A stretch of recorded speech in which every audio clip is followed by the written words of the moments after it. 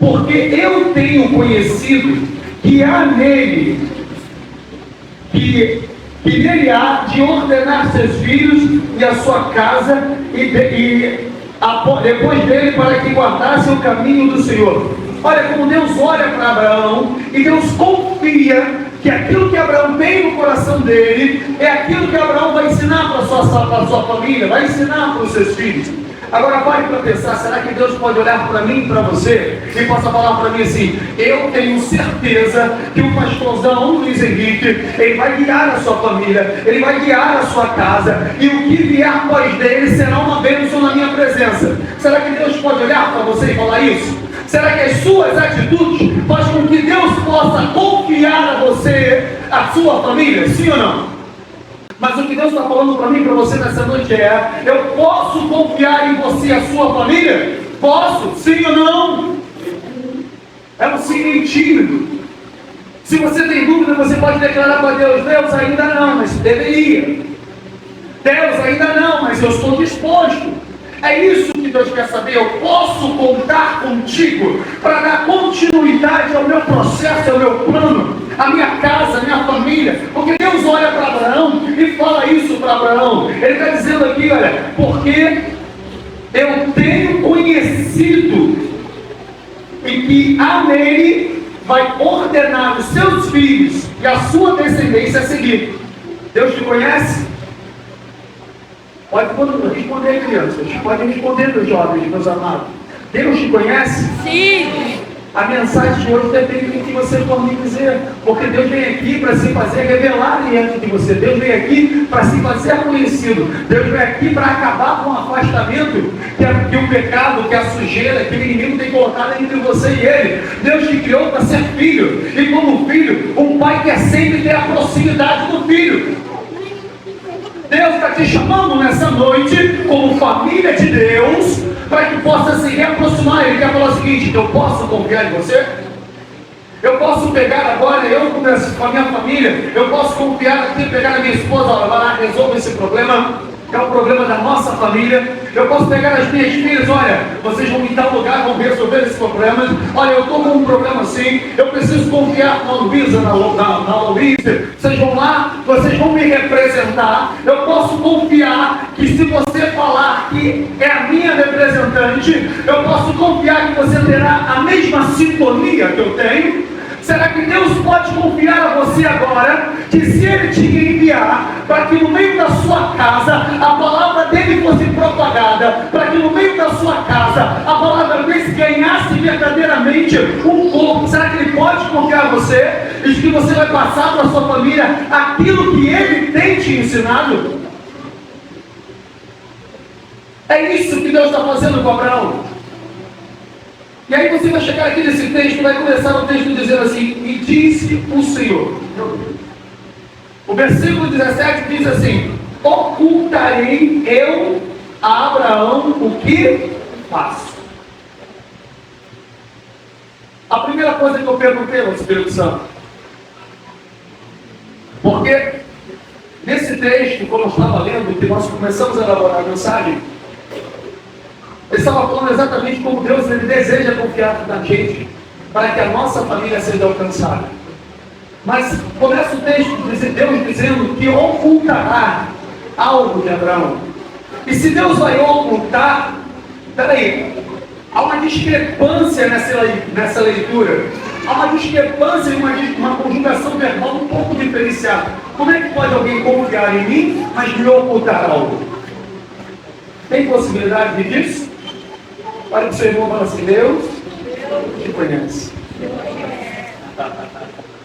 Foi Ele que te criou. Ele confia em você, mas tem coisas que Ele não pode lhe dizer, porque você vai perder a confiança dele. Deus confia que Ele separou 12 discípulos para andar com Ele, para que pudesse propagar o Evangelho. E Ele separou 12 homens cheios de defeito, iguais a eu e você. Mas Deus sabia que tinha uma tempestade, mas não avisou a eles que viria uma tempestade. Fez que todos andassem, porque se Ele avisasse que viria uma tempestade, com todo o amor que você sente por Cristo, você entraria naquele barco? Não. Tem coisas que você agora não está entendendo. Mas Deus manda dizer para a igreja: eu estou ocultando de você, porque se você entender o processo que você vai passar, para que a minha palavra se cumpra, você para no meio do processo. Olha, desculpa, tem muito tempo que eu não falo isso. Nós somos frouxos. Somos, irmã Vera, somos frouxos, porque mediante as circunstâncias, a gente, ao invés de seguir, a gente para no meio e fala: ai Deus, está doendo. Aí Deus tem que voltar, dar um tapinha na gente, vamos embora, eu estou contigo. Toda vez que nós estamos numa luta, numa caminhada, no deserto, nós sempre paramos em alguns instantes, ou porque está cansado demais, ou porque não aguenta mais apanhar, ou porque acha que Deus te abandonou, e Deus tem que voltar lá, te dar um tapinha, eu estou contigo. Aí você tem que ganhar uma injeção de ânimo. Eu sou assim, todos nós somos assim. Ninguém é forte sempre, e também ninguém é totalmente fraco. Tem aqueles que fingem ser fracos para poder conseguir benefícios. Mas esses aí é uma outra história, uma outra mensagem. Eu estou dizendo para você que se você está aqui nessa noite, porque Deus confia em você, que talvez você esteja cansado, talvez você esteja parado no meio do deserto, talvez você esteja dizendo que não tem mais jeito para a tua família. Ele está te dando um tapinha agora: eu preciso de você, eu confio em você, você precisa confiar em mim. Eu não te revelei tudo, mas eu confio ainda em você. Ainda está em você a responsabilidade da palavra do Senhor imperar dentro da tua casa.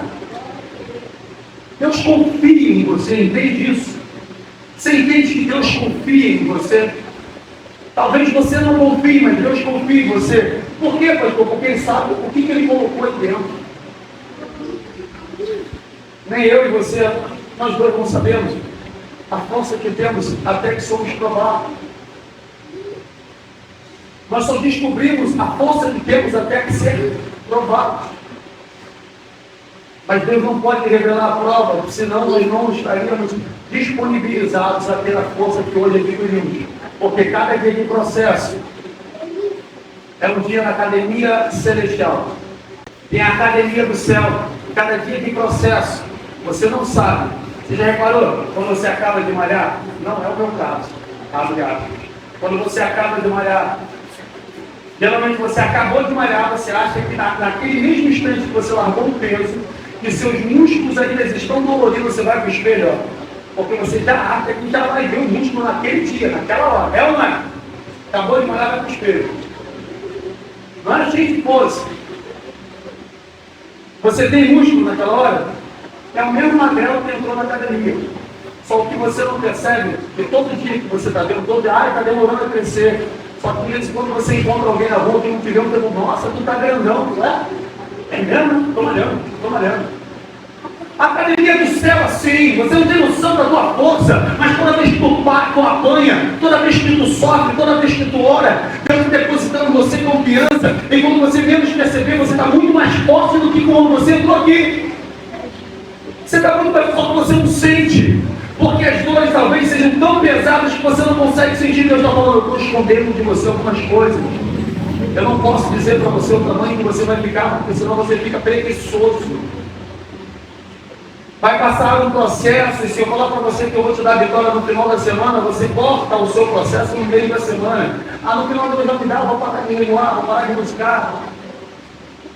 Deus não falou que vai salvar a tua casa, Deus não falou que vai salvar a sua família. Quem toma posse da mensagem do Senhor, que diz assim no livro de Josué, no capítulo de número 15, versículo 24, eu, porém, minha casa, servirei ao Senhor. Quantos de vocês têm essa palavra do coração? A tua casa está servindo contigo, sim ou não? Não, pastor, não está, mas há uma promessa na minha vida, e se eu não parar, ela vai se cumprir.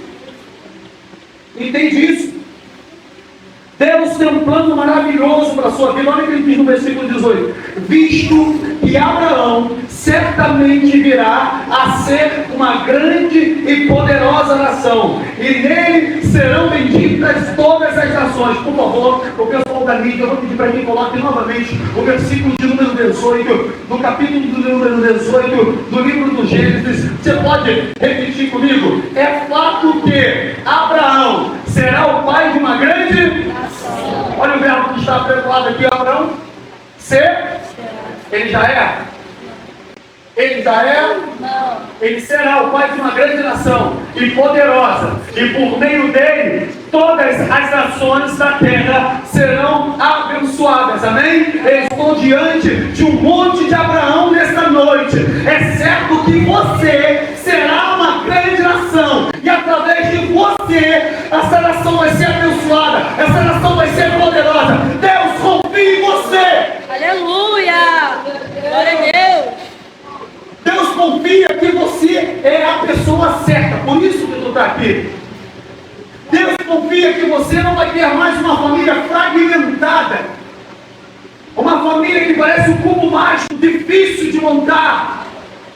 Deus está colocando nas tuas mãos a estrutura da tua família. Pastor, mas eu sou o menorzinho da minha casa. Deus não olha tamanho, Deus olha determinação.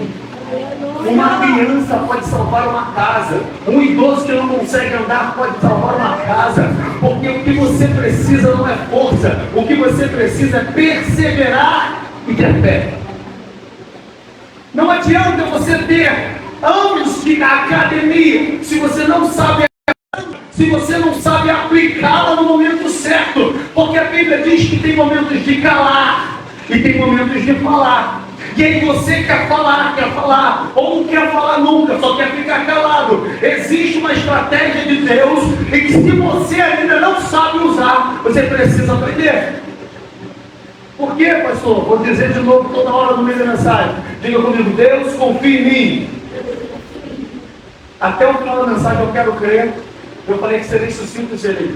Mas até o final da mensagem eu quero crer que essa palavra ela vai ser muito mais do coração. Deus já mandou um maná. Jesus. Opa! Não, esse beijinho está tocando. Mas eu quero declarar por você que até o término você vai estar convicto de que Deus confia em você. Pastor, o que isso significa Deus confiar em mim? Quando eu sei que Deus confia em mim, não existem barreiras que possam me deter. Por quê, pastor? Sim, eu lembrei agora do livro de, se não me engano, 1 Samuel, a partir do versículo 17, quando o povo alvoroçado está amedrontado diante de um guerreiro, diante de um gigante que aos olhos naturais era alguém intransponível chamado Golias. Existia um homem que não tinha tamanho, não tinha estrutura, não malhava, mas conhecia a confiança que Deus depositara nele. E Davi para diante daquela situação, e quando fala para Davi, Davi pergunta, o que está acontecendo? O que está acontecendo com a minha família? O que está acontecendo com a minha casa? O que está acontecendo? E alguém fala para Davi, não. Gostaria que você entendesse que eu estou falando de Davi, mas que você pode aplicar isso dentro da sua casa. Não, pastor, porque agora apareceu um problema dentro da minha casa que não tem como mais vencer. Tem alguém doente na minha casa que não tem mais jeito. Ou eu tenho alguém na minha casa que está embriagado, que está drogado, eu tenho alguém na minha casa que está dominado pelo vício e não tem mais jeito para ele. E toda aquela casa, toda aquela atmosfera está vivendo um ambiente derrotado. Porque o povo de Deus, mesmo sendo o povo de Deus, cadê o povo de Deus? Onde está o povo de Deus? No meio daquela luta, cadê o povo de Deus, irmão Vera? Cadê? Cadê, pastor, o povo de Deus? No meio daquela luta, um povo vencedor, um povo que é o povo do Deus do Senhor, o Senhor dos Senhores, o Deus dos exércitos, o grande eu sou. Diante de toda aquela circunstância, o povo de Deus está com medo, e o povo de Deus continua agora com medo. Porque quando o povo de Deus está amedrontado e quando ninguém fala nada, aí nesse caso aqui o Davi vai ter que ser eu. Que Davi levantou para dizer, mas quem é esse incircunciso que ousa zombar do Deus de Israel? Pastor, eu acho que a igreja ainda não conseguiu compreender. Eu estou dizendo que não importa quais são as circunstâncias que você está passando agora, na sua casa, na sua família. Eu estou dizendo que Deus confia em você para você bater no peito e falar assim, mas quem é esse demônio maligno? Quem é essa doença? Quem é esse vício? Qual é esse problema que está dentro da minha casa que não conhece o meu Deus que confia em mim? O que Davi fala para aquele povo, ei gente, era um povo de Deus, hein? Eram homens de guerra. Só que aqueles homens estavam tão amedrontados que eles perderam a principal coisa que Deus Ele coloca dentro de mim e de você. Quantos pecadores tem aqui dentro? Quantos fracos tem aqui dentro? Quantas pessoas que não têm condições de enfrentar esse mundo tem aqui dentro? Por que você está querendo? Porque existe um Deus que confia em você. Porque existe um Deus que você sabe que te ama.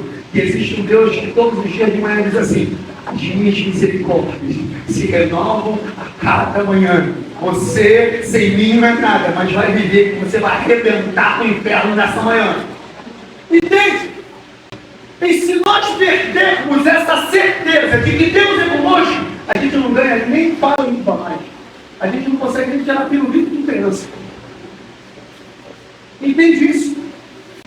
Você precisa entender que Deus confia em você e que Ele é contigo. Ele confia contigo com você quando você falha. Ele continua confiando em você quando você peca. Ele continua confiando em você. Você que perde a confiança e acha que Ele não vai mais te ouvir. Mas eu estou dizendo aqui hoje, se você está aqui hoje como representante do seu lar, como representante da sua casa, como representante da sua família, Deus está dizendo: eu confio em você para que através de você se levante uma grande e numerosa nação.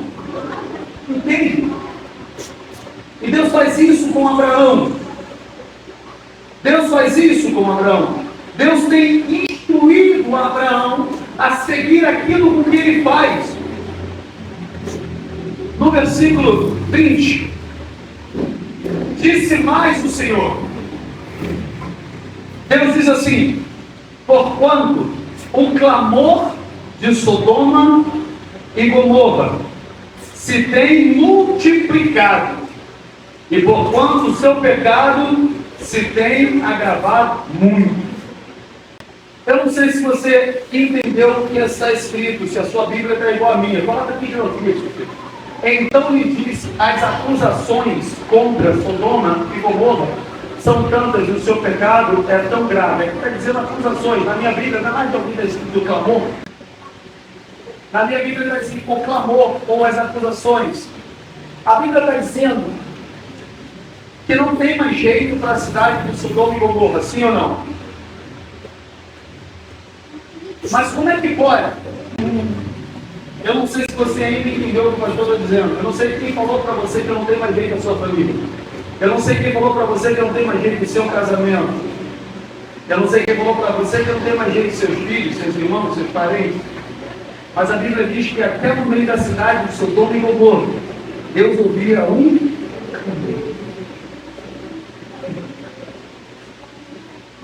Eu não sei se você ainda entendeu, mas não sei quais são as circunstâncias que você ainda passa. Mas se você clamar no meio de um lugar podre, no meio de um lugar pecador, no meio de um lugar prestes à destruição total, se você clamar, Deus vai ouvir. Você está disposto a clamar nessa noite? Você ainda tem forças para isso nessa noite?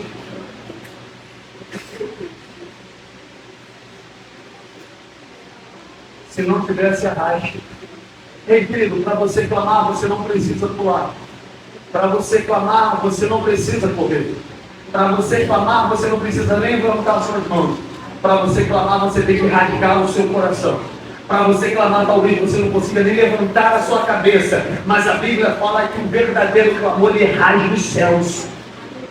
Então não importa quais são a situação da sua família agora. E eu sei que no meio de nós, muitos jovens, tem jovem que até que nem revela. Mas sabe, como a Ana Lídia deu um testemunho aqui, que ao chegar na sua casa ontem, havia uma pessoa, quase meia-noite, ou por volta de meia-noite, chorando, bem na rua que a Ana Lídia mora, e ela perguntou: o que você está fazendo? Ela: eu não aguento mais a minha família. Sabe, querido, aquele choro longe de casa, era um clamor dizendo: Deus me socorre.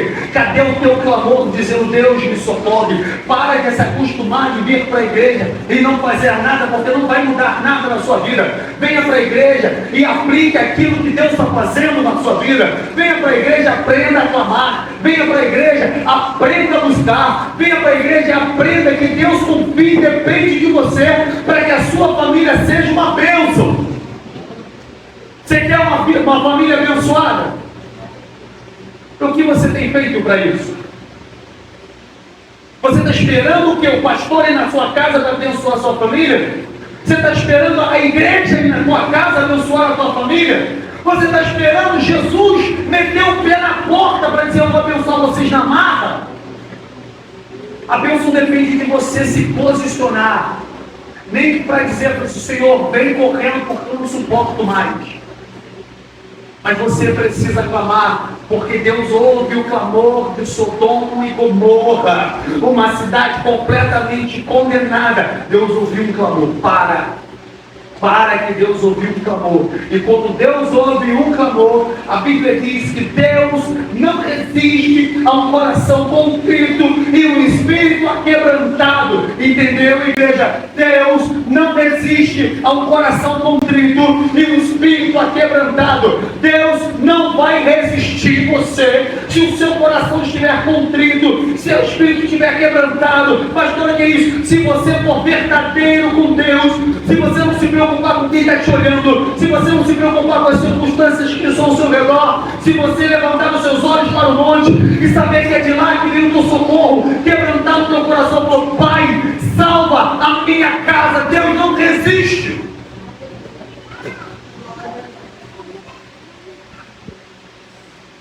Aí no versículo 21, Deus diz assim: descerei agora. Irmãos, que contrassenso. Deus é santo, sim ou não? Mas o clamor que vinha de Sodoma e Gomorra era tão forte que eu falei assim: eu vou lá. Mesmo eu sendo santo, eu vou descer naquele lugar. Porque mesmo no meio da podridão existe alguém que confia que eu posso mudar a história. Aleluia! Mesmo no meio da destruição, mesmo no meio da condenação, ainda existe alguém que está levantando um clamor e esperando a minha resposta. Mesmo que a situação e seja agora no final de circunstância, ainda tem uma voz me clamando, esperando que eu vou dizer: Deus, eu vou descer. Aleluia! Deus nessa noite pode descer na sua casa. Deus nessa noite pode descer no seu relacionamento. Deus nessa noite pode descer na sua relação com os seus filhos, com os seus pais. Deus nessa noite pode acabar. Deus pode fazer com que aquela bebida ela se torne amarga a ponto que ele nunca mais queira tocar. Aquela droga se torne uma coisa tão terrível que ele nunca mais queira fazer. Deus pode fazer, mas para isso ele precisa ouvir um clamor. Você vem para a igreja disposto a clamar? Ou vem com um clube encontrar os homens, os amigos? Esse lugar é o que para você? Um lugar de encontro ou um lugar de perdas? Você pode me responder isso? Quem acha que aqui é um lugar de encontro? E quem acha que é um lugar de perda? A igreja é um lugar de perda. É uma igreja, é um lugar que você tem que perder sempre para Deus. Sim. Igreja é um lugar que você tem que perder para Deus. Eu já falei isso aqui, você vai repetir para você. Você tem que entrar na igreja e dizer assim: Deus, me vença. Me vença. Eu quero fazer a sua vontade, eu quero te obedecer. A gente vem na igreja para receber, mas não quer entregar nada. Não consegue nem se entregar. Meu Deus. Não há possibilidade de você receber se você não tem nada para entregar. Meu Deus. A Bíblia diz: o que tens aí? A mulher, no livro de 2 Reis, no capítulo 4, ela vai clamar ao profeta: olha, meu marido é morto, os homens vêm aqui e vão levar os meus filhos, olha, eu estou numa situação. O que ela está pedindo? Eu quero uma ajuda, eu quero um dinheiro, eu quero pagar a minha conta. E que o profeta fala para a mulher: o que tens? Ai. Quem vem para o culto no mês de setembro, para o culto da família, quem vem buscar pela família nessa noite? A minha pergunta para você é: o que você tem aí? Aleluia, Jesus. O que você está disposto a perder? Está disposto a perder o quê? Seu orgulho? Está disposto a perder o quê? A sua razão? Está disposto a perder o quê para Deus transformar a tua história? Porque quando a gente entra numa situação, a gente tem que estar disposto a perder para ganhar. Me entenda. eu estou disposto a perder o meu sono. Igual fez Jacó. Mas eu não saio daqui quando eu não for abençoado. Está disposto a perder o que para Deus nessa noite? Pastor, eu vim aqui porque nós tivemos um testemunho daquilo, na segunda-feira, que no domingo fomos orar. O pastor que orou por uma irmã que estava internada e naquele mesmo dia saiu do hospital. Tivemos aí a situação do filho de um irmãozinho que estava orando para dizer que ele está disposto a perder o quê? Para que Deus possa transformar a casa. Mas eu acabar ganhando no Deus todo. Porque Deus diz assim: trazei todos os dízimos à casa do Senhor e fazei o quê? Prova de mim. Dízimo que ele está falando não é só dinheiro, são suas primícias. Talvez a sua primícia é você. Você trouxe o que para Deus hoje? Para que ele possa ser provado e dizer assim: agora eu vou te provar que eu sou Deus. A cidade de Sodoma e Gomorra não tinha nada para oferecer para Deus, só podridão, só pecado. Mas alguém no meio da cidade levantava um clamor. Deus falou: vou lá. Aleluia. É forte demais isso. Eu vou lá porque eu estou ouvindo, para que eu possa chegar ao término. O que é interessante é que quando Deus chega na cidade, ele diz assim: descerei agora e verei com efeito se tem praticado segundo esse clamor. Por favor, filha, coloca aqui para mim o versículo 21. Que descerei para ver se o que tem feito corresponde com as acusações que chegam até mim.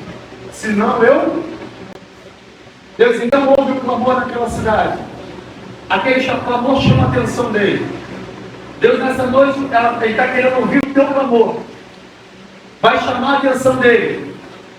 E aí o teu clamor fala assim: Senhor, eu quero que o Senhor vá lá em casa, consertar minha casa, consertar minha família, trazer meu filho de volta, trazer minha mulher de volta, meu marido de volta. Eu quero que o Senhor saia aquele que está ferido. Deus falou assim: eu vou descer. Mas eu quero ver se esse clamor que está subindo é o mesmo que você está entregando aqui. Porque às vezes a gente com os lábios entrega uma coisa, mas nas nossas atitudes fazem outras completamente diferentes. Não adianta você clamar por uma coisa e agir de uma outra forma. Não adianta você pedir paz aqui na igreja, mas ser o primeiro a levantar guerra em casa. Não adianta você clamar pelo teu filho, pelo teu parente aqui, mas ser o primeiro a dizer que isso não presta, não vale para nada. Deus vai descer para saber se o seu clamor que é feito aqui é o mesmo que está subindo. Deus está querendo ver em mim você verdades. Porque a falsidade, ela já não suporta mais na vida de Deus. E a Bíblia diz que quando Deus desce, através dos anjos, após essa palavra, lá no versículo 22, a Bíblia diz simples assim: os anjos viraram para a cidade de Sodoma e Gomorra. Porém, Abraão, cadê os Abraões dessa terra? Quem confia em Deus, pode se colocar de pé, por favor. Joga aqui o 22, filha, por favor. Olha que coisa linda que está acontecendo nesse versículo 22. Isso depende de mim, isso depende de você. Os homens partiram dali e foram para Sodoma. A Bíblia diz assim: mas, diga comigo, mas Abraão permaneceu em pé diante do Senhor. Filho, não chore. Mas aquilo que Deus determinou para a cidade de Sodoma e Gomorra vai acontecer. Mas dependendo da tua oração, do teu clamor, da tua conduta, Deus não vai levar nada daquilo que não é para ser levado. Abraão aqui, Ana Lídia, ele está tão embriagado da presença, ele está tão embriagado e tão certo de que Deus confia nele, ele está tão certo que Deus vai fazer o que é certo, que quando os anjos saíram para destruir a cidade, Abraão nem olha para o lado, ele permanece olhando para o Senhor. Se você continuar a ler esse texto, no versículo 23 em diante, Abraão, para mim, vou botar para você, ele tem aqui uma das passagens que eu coloco entre as top 10 que eu tenho para a minha vida. Abraão perde completamente a razão. Porque para Deus a gente tem que perder a razão, carinho. Abraão, ele começa a debater com Deus. Que coisa linda! Meu Deus, Abraão, ele está debatendo com Deus, ele está discutindo com Deus, ele está desafiando Deus por causa do clamor.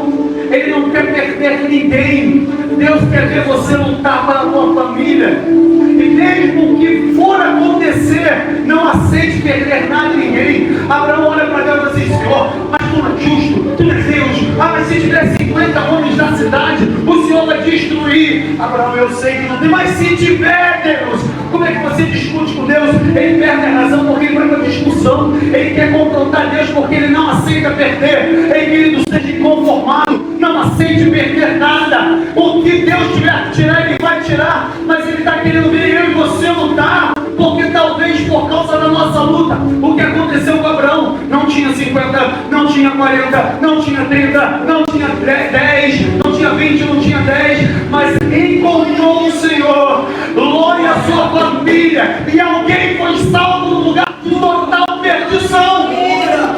Porque ele não parou de clamar, ele não parou, ele não desistiu, ele não enfraqueceu. Ele disse: Deus, confia em mim, Deus precisa que eu clame, Deus precisa que eu ore. Você precisa entender, Deus precisa que eu clame pela minha família, Deus precisa que eu ore pela minha família, Deus precisa que eu não desista da minha família. Nem que seja apenas um justo, Deus vai salvar.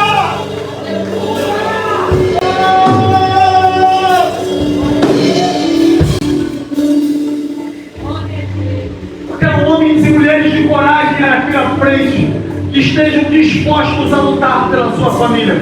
Eu quero liberar uma palavra, uma oração sobre a sua vida. O louvor vai ministrar uma canção. Eu quero homens e mulheres que tenham coragem, porque eu quero profetizar nessa noite. Deus vai descer para ouvir o teu clamor. Deus vai descer para ouvir o seu clamor. E se seu clamor for real, hoje haverá salvação na tua casa. Hoje haverá salvação na tua família. Hoje haverá transformação naquele lugar. O nome do mundo não será destruída.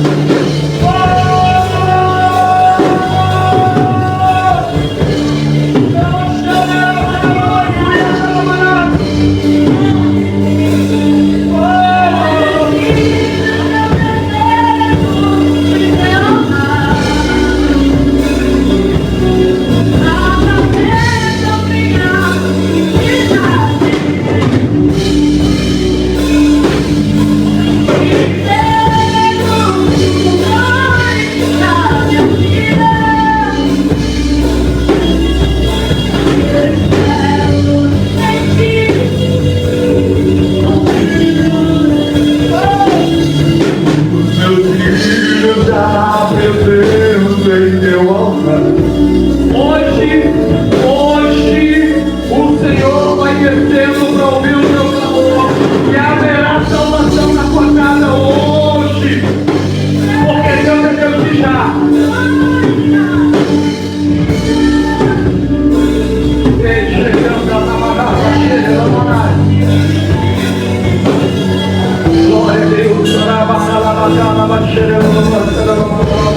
Glória a Deus.